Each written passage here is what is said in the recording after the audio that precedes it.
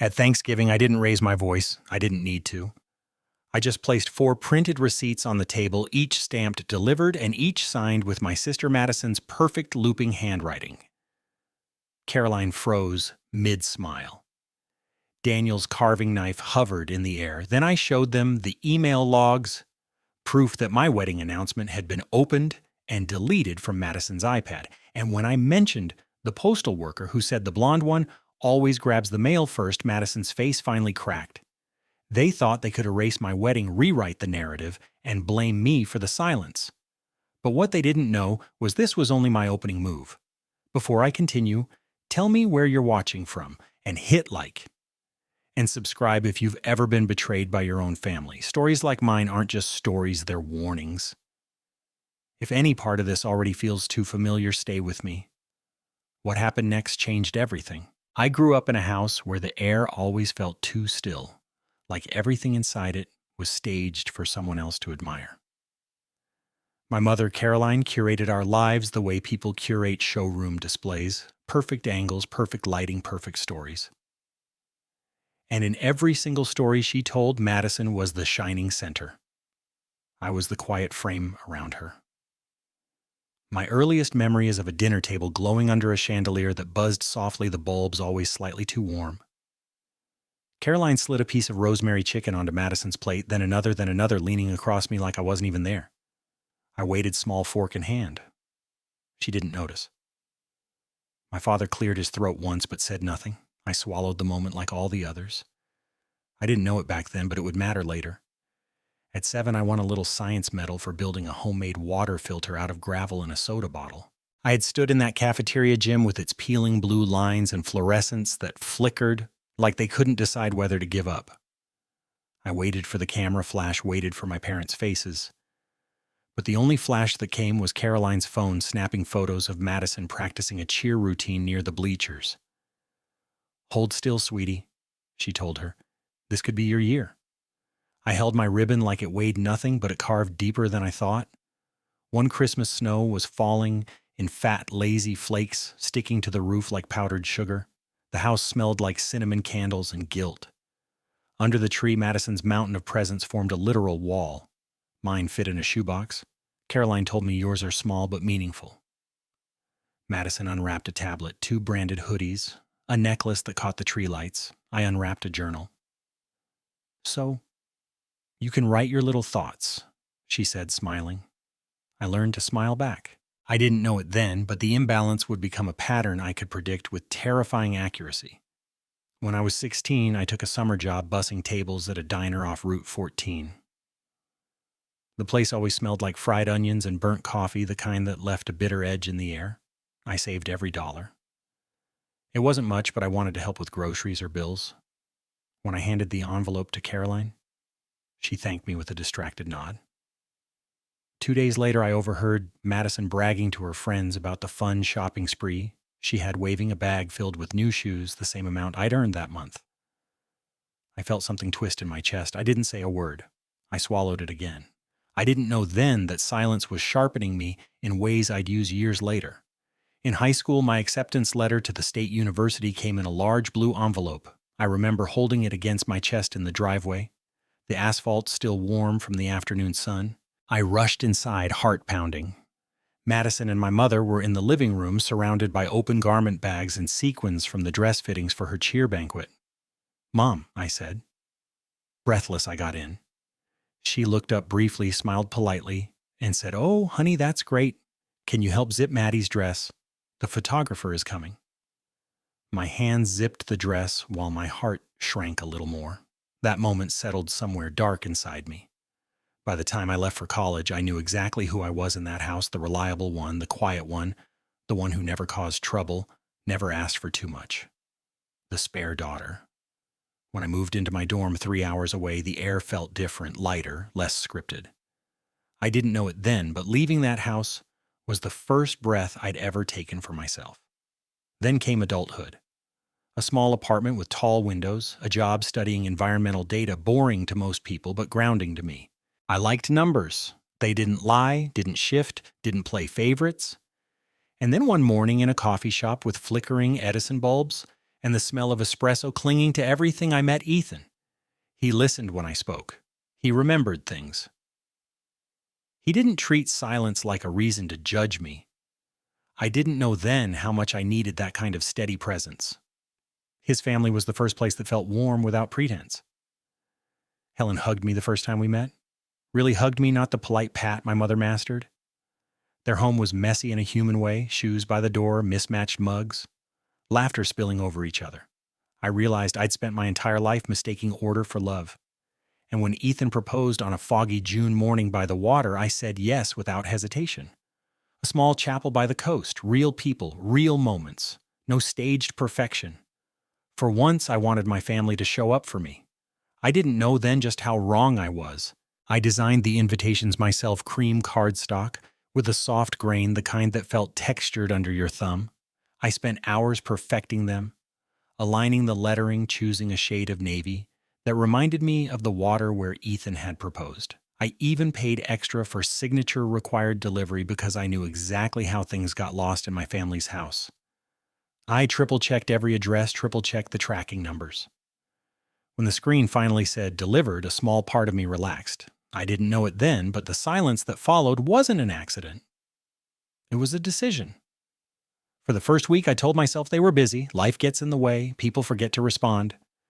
But the Hale family chat, usually buzzing with pictures of Madison's dress fittings, floral arrangements, cake tastings, went quiet the moment my invitations should have arrived.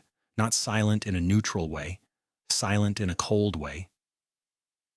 The kind of silence you feel in your bones before you understand it. I remember staring at my phone one night, the glow casting a blue tint over the apartment. Maybe there was a mix-up, I whispered to Ethan.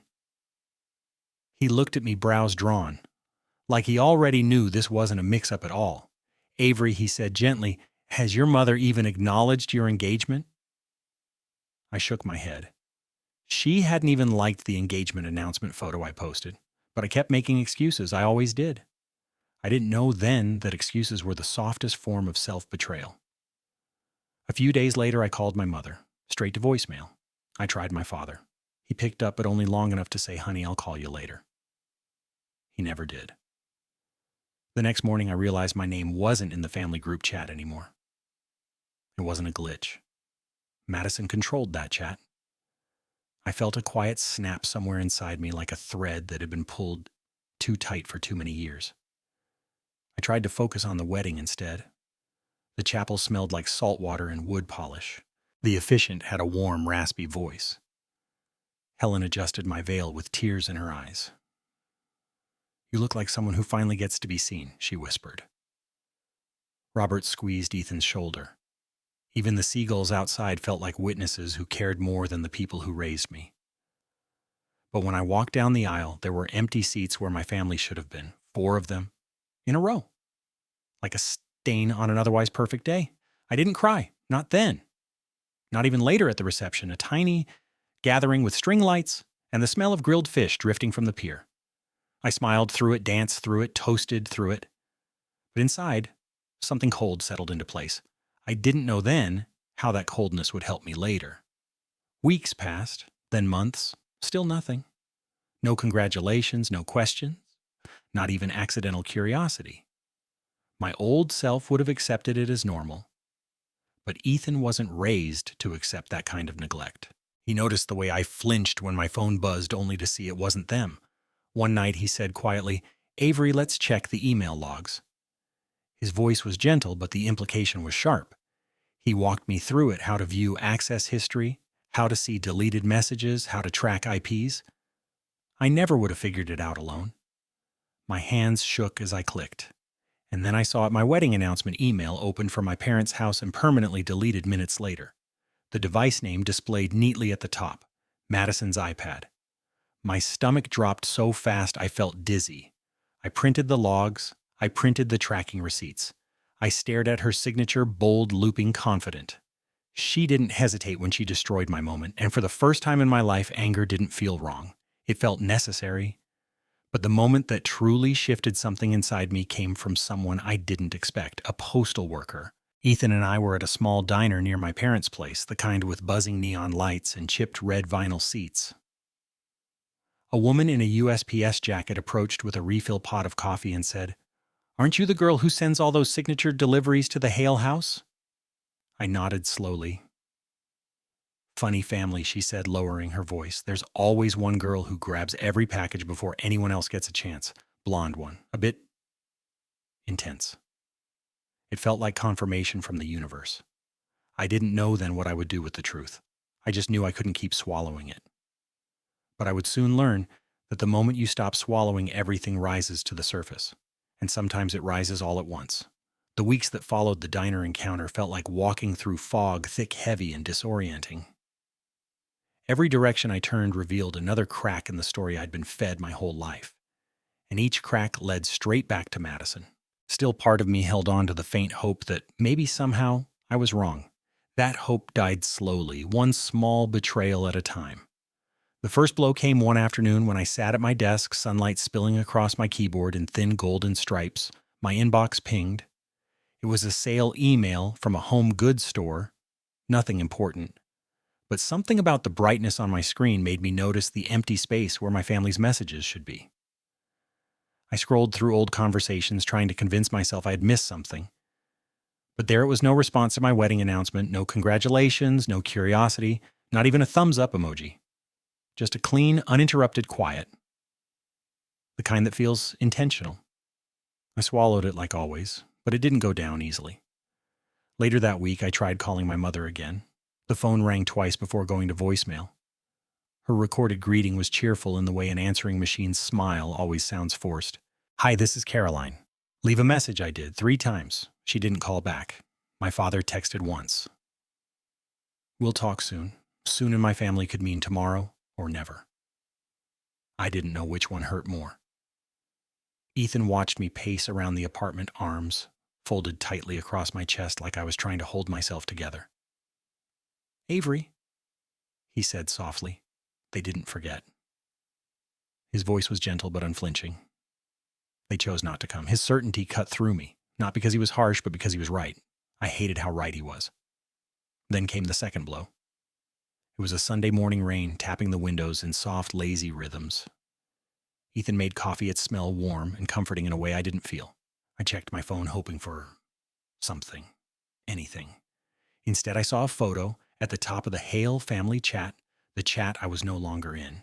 It had been forwarded to me by a cousin. It was Madison at her cake tasting. 5 tiers, crystal decor. A design that probably cost more than my entire wedding. The caption read, "Can't wait for September." Our big day is coming fast, our. Not hers, not theirs, our. That word was a needle sliding under my skin. I stared at the picture until the edges blurred, until the coffee in my mug tasted bitter. My cousin texted, "Thought you'd want to see. Didn't know you got married already." No one said anything. No one said anything. Of course they didn't. They hadn't been allowed to. The third blow landed in the most mundane, cruel way. My aunt asked why I hadn't invited the family to my wedding. Asked like I was the selfish one. Asked like the invitations never existed. I typed back slowly, "I did."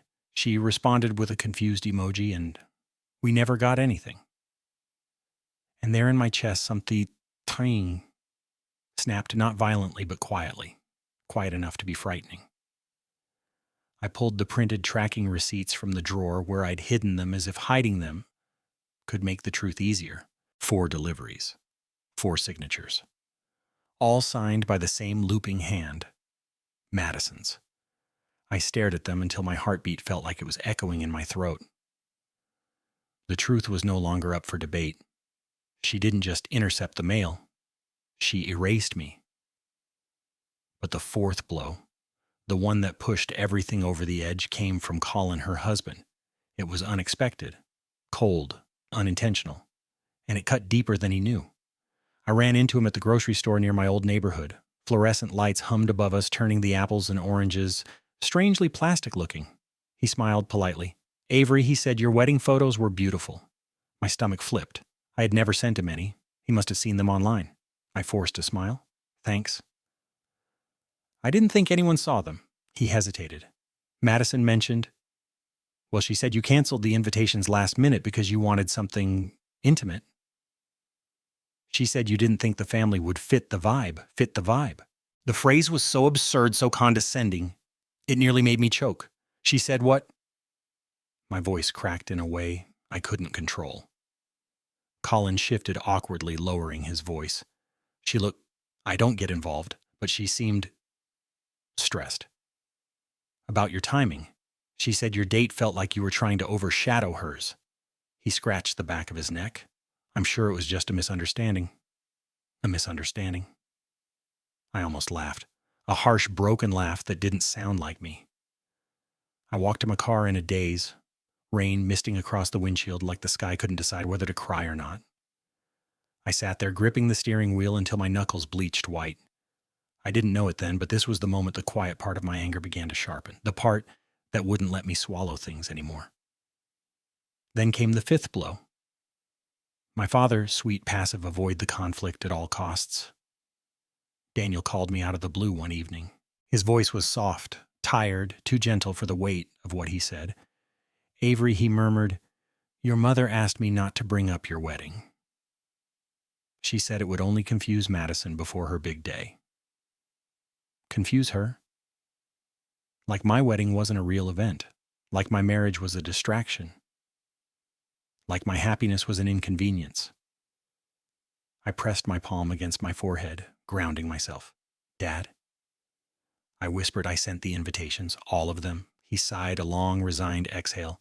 I know you believe that, honey. Believe. As if the facts were opinions. As if I had imagined the tracking numbers, the signatures, the emails. But the worst part wasn't his doubt. It was the realization that he wasn't doubting me. Out of malice, he was doubting me. Because doubting Madison was unthinkable. Her word had always been the law of our house. I didn't know it then, but my father's quiet complicity would become the final fracture in everything I thought we had. And things were about to escalate far beyond anything I ever prepared for. The next escalation came wrapped in something deceptively small, a notification, a single line of text. My phone buzzed while I was at work, sitting under the hum of overhead LEDs that always felt too bright for the mood our office carried. I opened the message expecting a reminder or a forwarded meme from a coworker. Instead, it was a screenshot from another cousin, someone who had never been involved in drama before. The screenshot showed Madison's Instagram story, a neatly arranged flat lay of her wedding invitation's designer stationery calligraphy gold foil edges. Beneath it, she'd written, "One wedding in the family deserves to be done right." The implication was clear, cruel in its softness, venom disguised as taste. Then I saw the date on the corner of the post.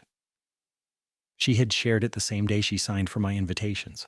My throat tightened so hard, I had to swallow twice before I could breathe. She wasn't just hiding my wedding. She was mocking it, replacing it, erasing it. I turned my phone face down on my desk, staring at the edge of a spreadsheet that suddenly looked meaningless. Numbers I normally found comfort in their truth, their consistency blurred. For the first time in years, my chest hurt in a way I recognized from childhood. A familiar ache resurrected. That night I sat on the couch with a mug of tea going cold in my hands. Ethan sat beside me, close enough for warmth, but far enough to let me process. Avery, he said, voice low. This isn't normal family behavior. I nodded, eyes fixed on the steam dissipating into the room. I know I whispered, but it's the only version I ever had. He exhaled, leaning forward. You don't have to keep accepting a version that hurts you. His words weren't sharp. They were soft, too soft for the jagged pieces inside me. I didn't answer, but something inside me shifted like a crack widening. Then came the night everything tilted further. It was late, past 11. The apartment was quiet except for the distant hum of traffic 6 floors below and the occasional creak from the heater.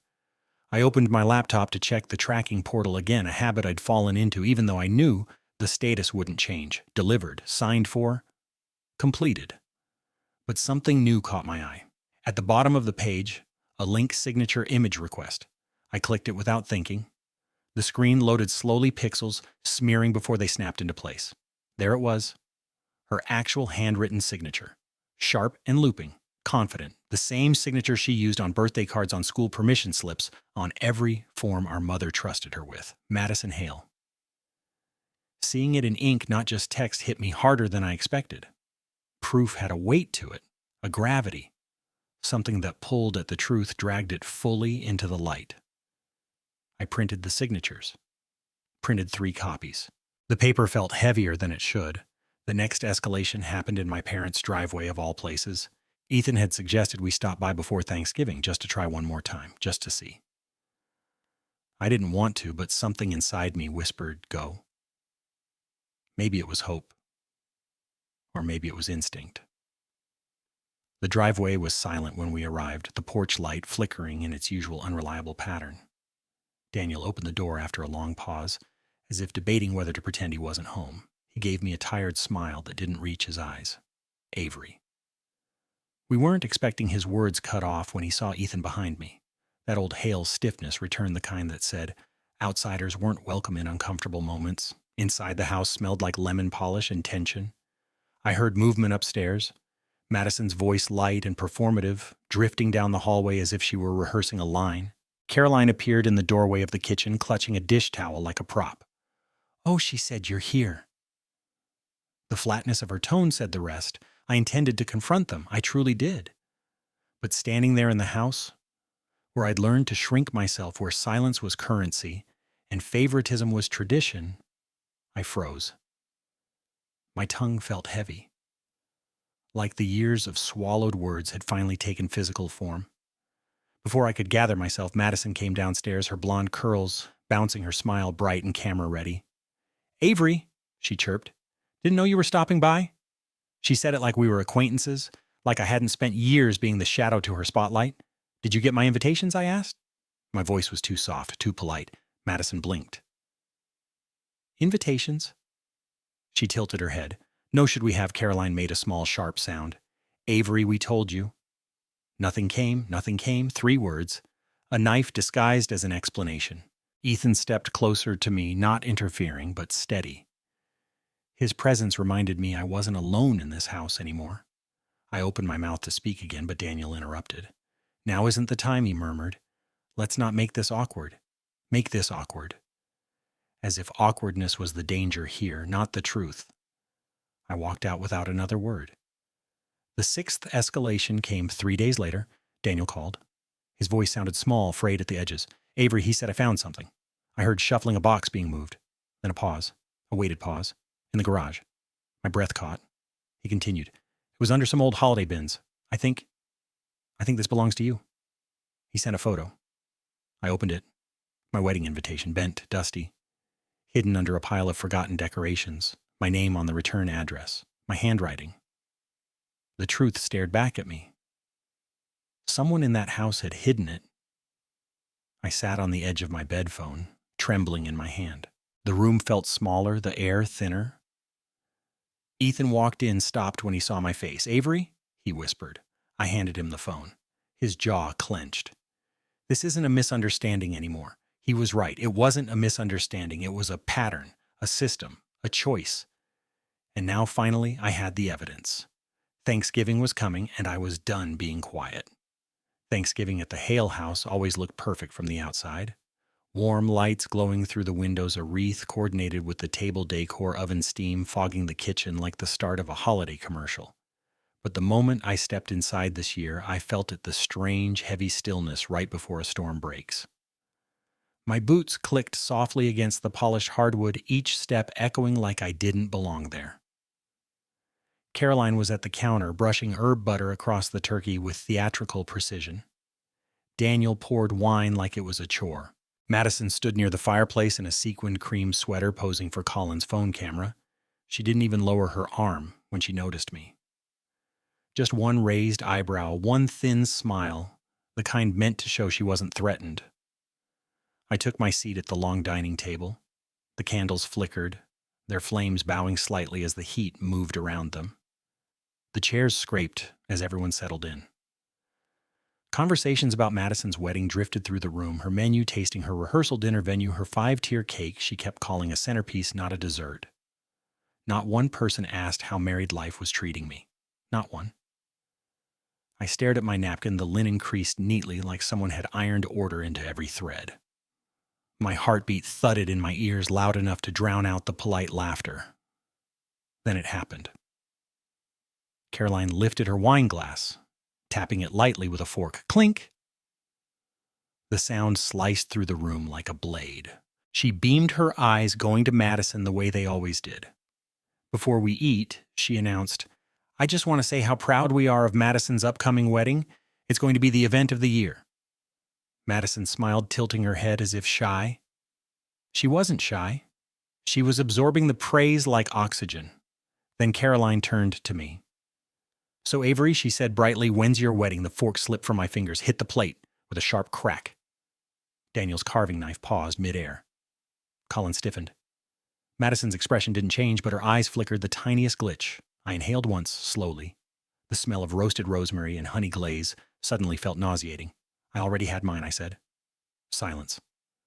A hollow, ringing silence, like the room was holding its breath. Madison shifted slightly, a movement so controlled it was almost imperceptible, her eyes fixed on her plate.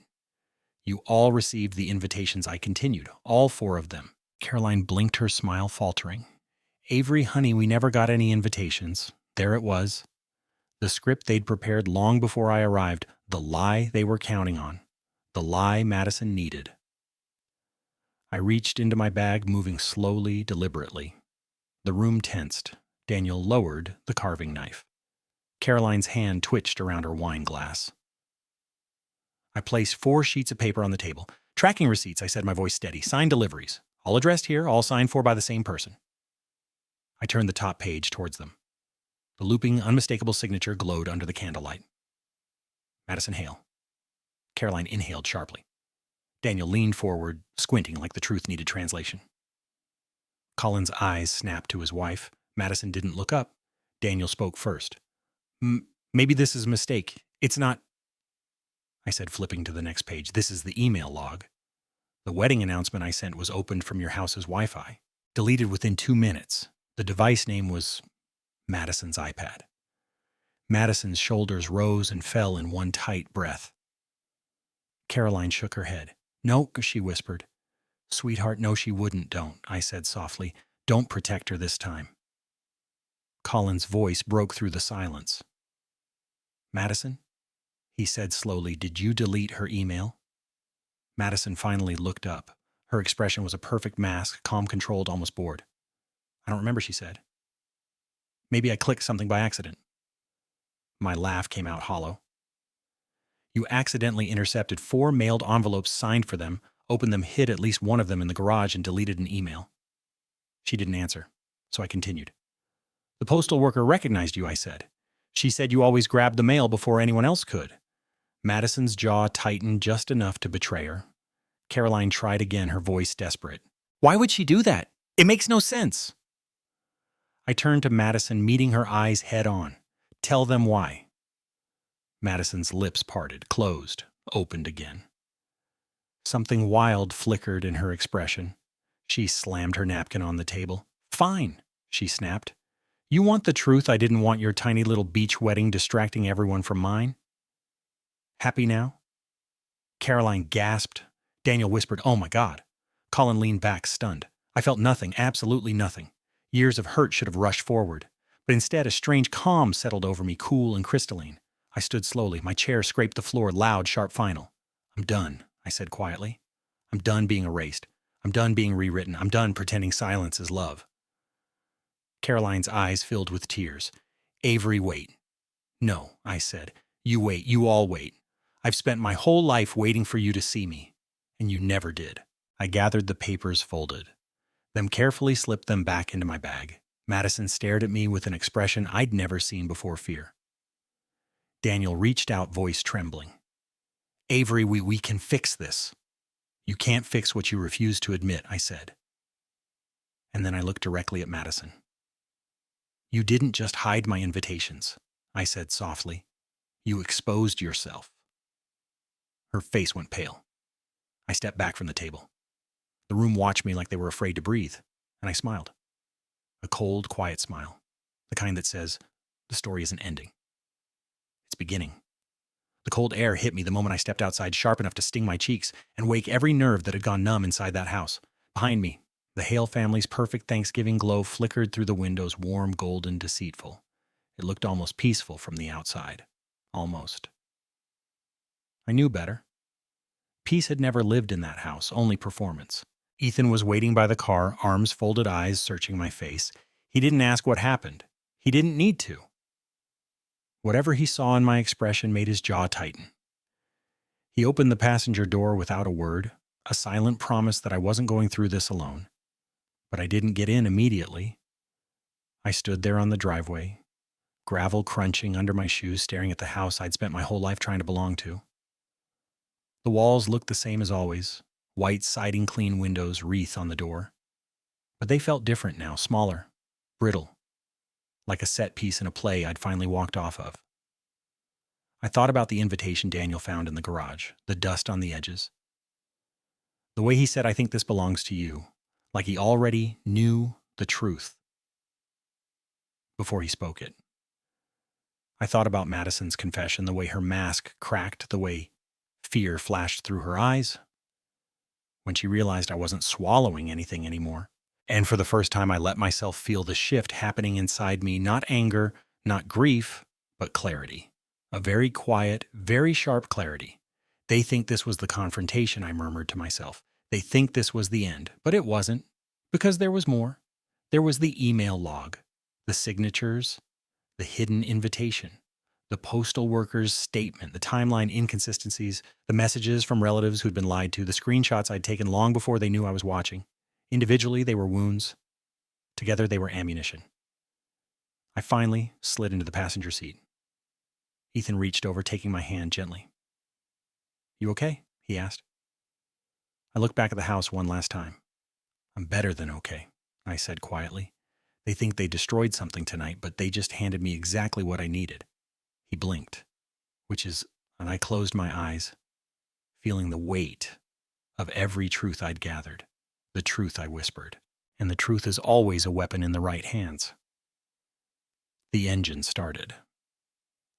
The house grew smaller in the rearview mirror. And for the first time in my life, I felt the future shift in my direction. This story wasn't over, not even close. If you've ever felt like the outsider in your own family, hit subscribe. Stories like this aren't just entertainment, they're reminders that you're not alone. And if any part of my experience mirrors something you've lived through, drop a comment and tell me where you're watching from.